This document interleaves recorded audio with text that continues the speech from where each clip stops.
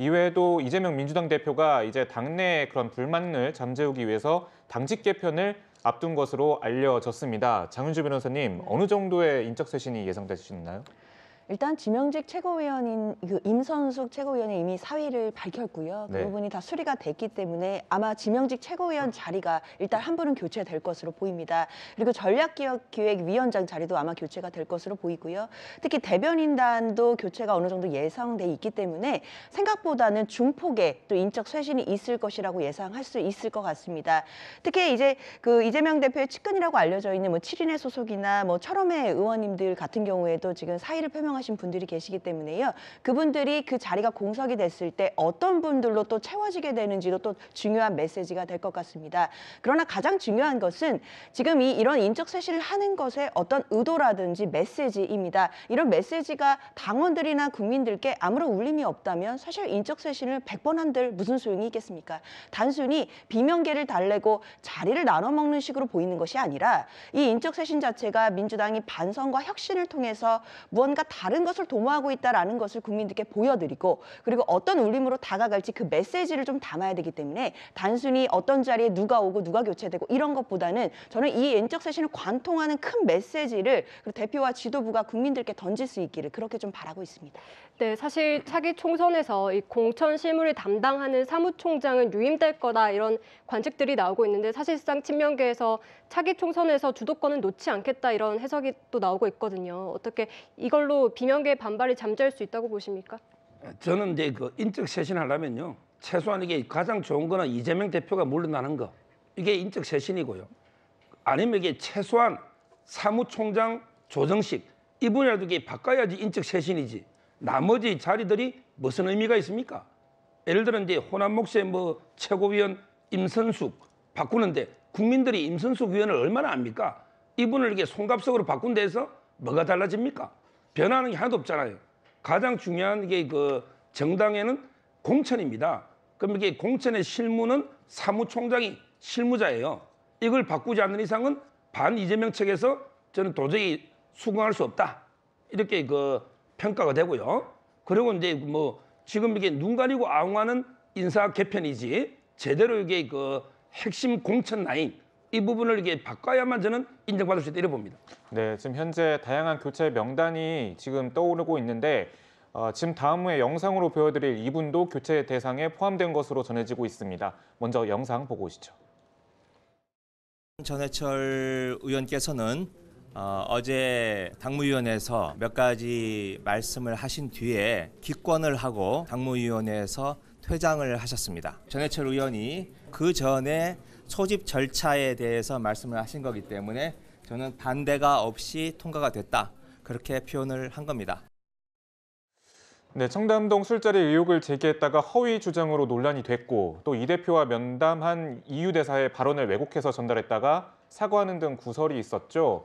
최근에 보시는 것처럼 논란에 대해서는 잔기술이라고 표현했는데 김은옥 소장님, 네. 뭐 어떤 그런 불만을 잠재우려는 행보도 있겠지만 이런 설화도 한 바탕이 됐을 것 같은데 어떻게 보시는지요? 김의겸 대변인 같은 경우는 진즉에 좀 스스로가 거취를 이제 정리를 하는 것이 사실은 이 대표에게 조금 더 도움이 됐을 것 아닌가 이런 생각을 합니다. 네. 하지만 이런 당직 개편의 과정에서 가장 먼저 좀 교체의 대상이 될 거라고 좀 생각을 하고요.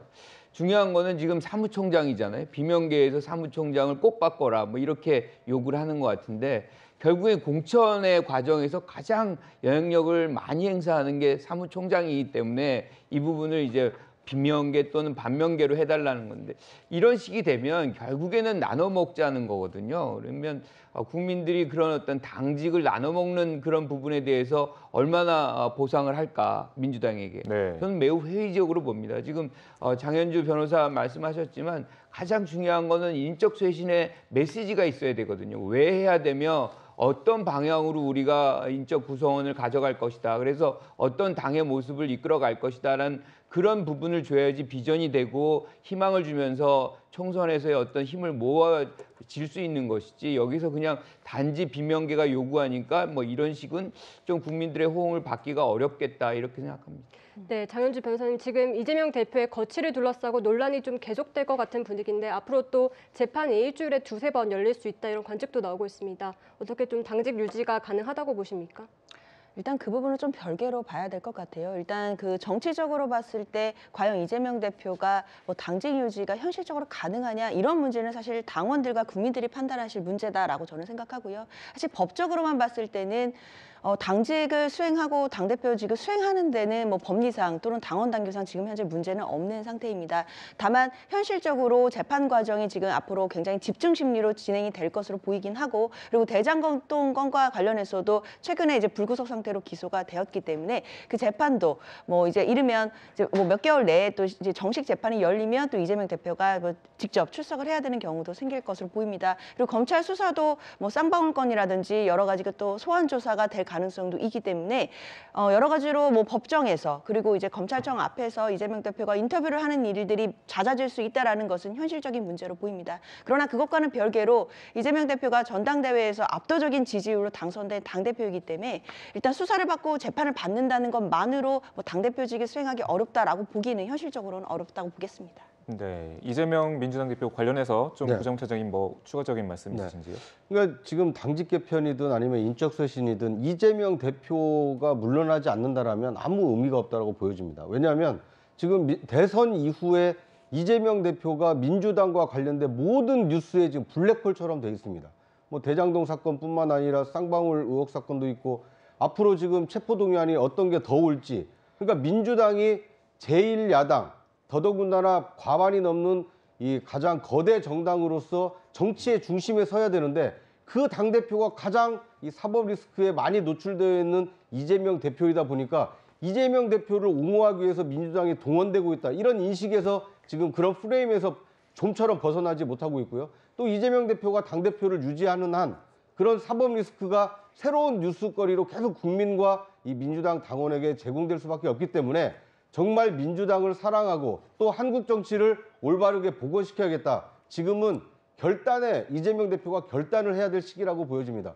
당원들에게 책임을 돌려놓는다는 것은 자기 임기인 1년 6개월 이후까지 계속 버티겠다는 얘기고 국민의 평가를 기다리겠다는 것은 앞으로 4년 뒤에 있을 대선 때까지 계속 민주당을 볼모로 이재명의 정치를 계속하겠다. 이제 이런 인식이 생길 수 있기 때문에 정말 한국 정치를 걱정하고 민주당을 걱정한다라면 이재명 대표께서 이 사법 리스크는 내가 떠안고 가겠다. 민주당은 민주당으로서 한국 정치를 위해서 역할을 해달라. 이렇게 한 발 물러서시는 것이 어떨까. 그런 요구를 하는 당원과 국민도 많다라는 것을 이재명 대표께서 좀 염두에 두셨으면 어떨까 하는 생각이 듭니다.